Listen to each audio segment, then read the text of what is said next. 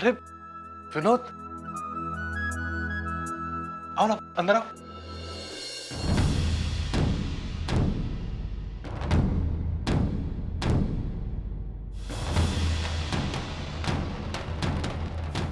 कैसी है तू? आई को तेरी चिंता हो रही थी, इसलिए मैं यहाँ।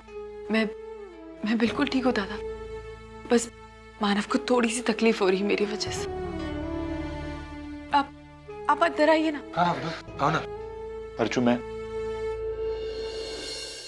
मैं यहाँ बैठने नहीं आया हूँ। यहाँ मैं सिर्फ आई की खातिर आया हूँ। उसे बता दूंगा कि तू ठीक है, उसे तसल्ली हो जाएगी। चलता हूँ।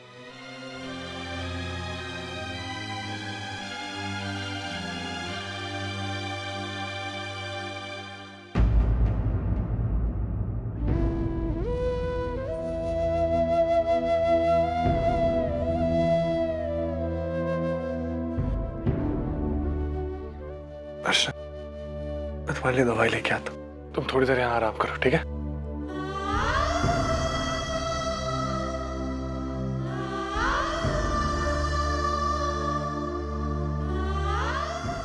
सब ठीक हो जाएगा, सब ठीक हो जाएगा। मैं भी आता हूँ।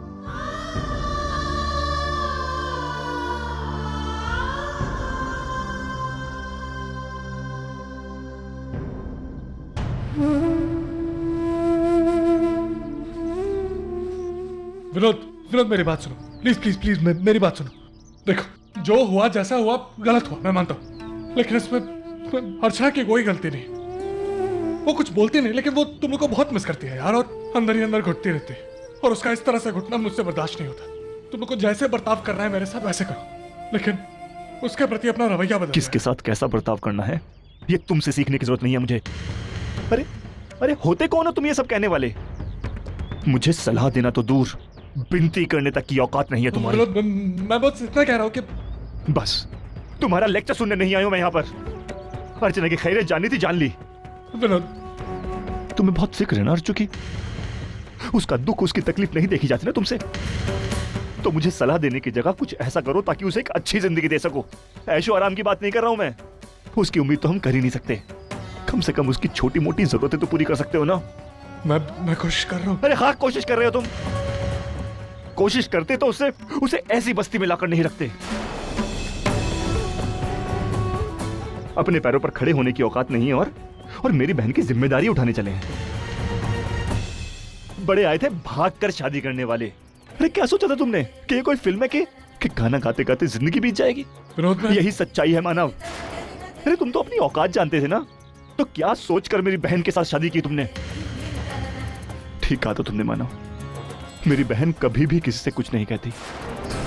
नहीं वो तुमसे ये कहती है कि वो हमें कितना मिस कर रही है, और नहीं वो ये कहती है कि वो तुम्हारे साथ कितनी दुखी और कितनी तकलीफ में है। वो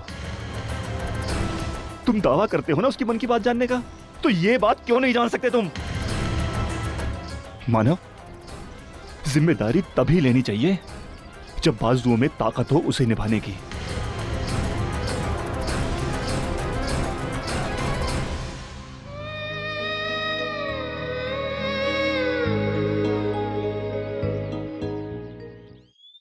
बाबा बाबा बाबा, आपको एक खुशखबरी बतानी है। हाँ। बाबा, दादा वहिनी का पता चल गया है। अरे ये तो बहुत अच्छी खबर है वंदू। कहाँ है वो दोनों, और तुझे कैसे पता चला? बाबा, अजीत मुझे बता रहे थे कि उनकी फैक्ट्री में ना एक शंभू नाम का वर्कर काम कर रहा है, और वो जिस बस्ती में रह रहा है ना, आजकल दादा और वहिनी भी उसी बस्ती में रह रहे हैं। आज शाम को फैक्ट्री के बाद अजीत उनसे मिलने जाने वाले हैं। हाँ, देवाचीच कृपा झाली ग बंधू। मुझे बहुत चिंता सता रही थी उनकी, उनका पता भी नहीं चला। अब वो दोनों सुखरूप है ये सुनकर बहुत अच्छा लगा। भगवान तेरा लाख लाख शुक्रिया। हाँ, भगवान का शुक्रिया अदा करो, खुशियाँ बांटो, हवं तर सत्यनारायणची पूजा घालूया। मैं तो ऐसा करती हूँ, टेप रिकॉर्डर लाती हूँ, गाने सुन के डांस करना बहुत अच्छा लगेगा। खुशियाँ बांटो। ये यहाँ बैठ के जो चाय पी रहे थे ना, चुस्कियां लगा लगा के। वो चाय बनाने के लिए चाय पत्ती लगती है, शक्कर लगती है, दूध लगता है, और ये सब चीजें लाने के लिए पैसे लगते हैं। वो भूल गए क्या? जितने घर में पैसे थे लगभग खत्म हो चुके। अभी हमारा गुजारा करने के लिए 4 पैसे कमाने की सोचो। ये बहू बेटे से तुम्हारा गुजारा हो सकता है, लेकिन घर नहीं चल सकता, समझे ना? तू घर की चिंता मत कर। हैं? हाँ, अभी तक दामोदर की रगों में उतना दम है कि अपने बलबूते पर वो घर चला सके। अरे वाह वाह वाह वाह वाह, दामोदर की रगों में कितना दम है ना, वो मैंने देख लिया। ये मेरे भाग फूटे थे ना, तुम्हारे साथ मैंने रिश्ता जोड़ लिया। जब मेरे बाबा आए थे ना तुम्हारे घर, तभी तुम्हारे दादाजी ने बताया था, लड़का होनहार है, नाटकों में काम करता है, बहुत अच्छे पैसे कमाता है, आपकी बेटी को खुशियां ही खुशियां देगा। अभी दामोदर पंत महाराज सविता रानी को खुशियों के झूले पे झुला रहे हैं, देख रहे हैं ना हम। ये तुम्हारे दादाजी की वजह से मेरे पैरों पे कुल्हाड़ी पड़ गई, मेरे भाग फूट गए। हाँ आई अब बस करना, कम से कम मेरे सामने तो तू बाबा से ऐसे मत बात कर। ए, तुझे क्यों शर्म आती है? शर्म इस बुड्ढे को आनी चाहिए।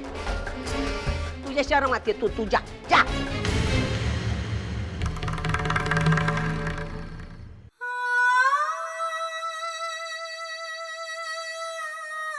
अर्चना, मैं यहाँ बैठने नहीं आया हूँ, यहाँ मैं सिर्फ आई की खातिर आया हूँ। उसे बता दूंगा कि तू ठीक है, उसे तसल्ली हो जाएगी।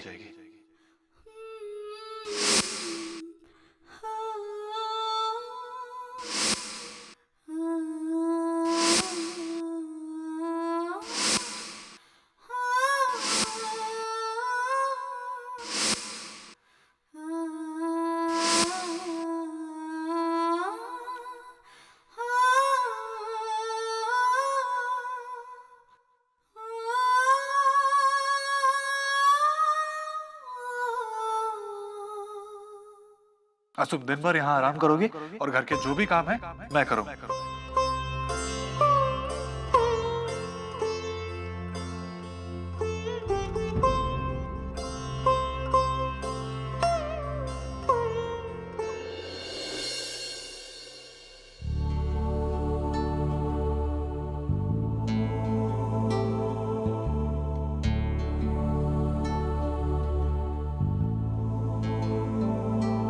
पानी तो खत्म हो गया, अब पानी भी आधे घंटे के लिए आएगा। मुझे पानी भरना होगा किसी भी हाल में। लेकिन मानव, तुम चिंता मत करो, बस विनोद आता ही होगा। लो आ गए। क्या हुआ विनोद? अर्चू के बारे में कुछ पता चला? अर्चू वापस आ गई है। जब मैं वहां पहुंचा तो वो ऑलरेडी आ चुकी थी। थोड़ी हाथ पैर पे चोट है, लेकिन जल्दी ठीक हो जाएगी। लेकिन वो थी कहाँ? और ये क्या कह रहे हो तुम? उसके हाथ पैर पर चोट कैसे? आई वो मैंने कुछ नहीं पूछा। क्यों? आई देख, वहां मैं सिर्फ तेरी वजह से गया था। तुझे उसकी सलामती जाननी थी, तो बस वो सही सलामत है ये मैं अपनी आंखों से देख कर आया हूँ। उसके आगे ना तो मैंने कुछ पूछा और ना ही पूछने का कोई मन किया। हाय, तू अच्छी तरह से जानती है कि मैं अर्चना से कोई रिश्ता नहीं रखना चाहता। वो तब तक तो बिल्कुल नहीं जब तक वो उस मानव के साथ है। पता नहीं अर्चना ने उस मानव में क्या देखा। अरे खुद की जिम्मेदारी उठाने की औकात नहीं है, और भाई मानव अर्चना को कभी खुश नहीं रख पाएगा। खुशियां तो दूर, उसकी जरूरत की चीजें भी नहीं दे पाएगा। पता नहीं अर्चना को 2 वक्त की रोटियां नसीब होगी या नहीं। भाई जब किसी की किस्मत खराब होती है तो बर्बादी उसके पास चलकर आती है, लेकिन अर्चना खुद बर्बादी के पास चलकर गई है। मुझे तो उस पर दया आती है, लेकिन उसने जो कुछ भी किया है मैं उसे कभी माफ नहीं करूंगा। विनोद,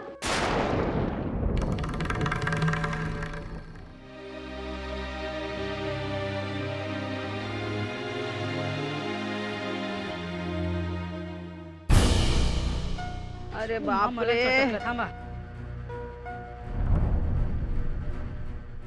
क्या बाबा कितना चलने का। अरे बाप रे, मैं गिरूंगी यहाँ देख, मेरे से होता नहीं, तू कितना चलाएगी रे मुझे। पहले बोल मुझे, तू सच्ची वहाँ जाके काम होगा ना? हाँ हाँ सविता ताई, वो मेरी बहन है ना सुजाता, हाँ। वो तंत्र मंत्र की विद्या जानती है और उसके यहाँ तो जो ताबीज ले जाता है ना, उसके बड़े से बड़े काम यूं चुटकियों में ठीक हो जाते हैं। आप भी एक ताबीज ले ही लेना, सच्चू के हाथ पे बांध देना, देखना उसकी जो बीमारी है ना बिल्कुल झटपट चली जाएगी। अगर नहीं गई ना तो मैं तेरी तबीयत बिगाड़ दूंगी, पहले बोल देती हूँ। चलो मैं। चलो। हाँ चल।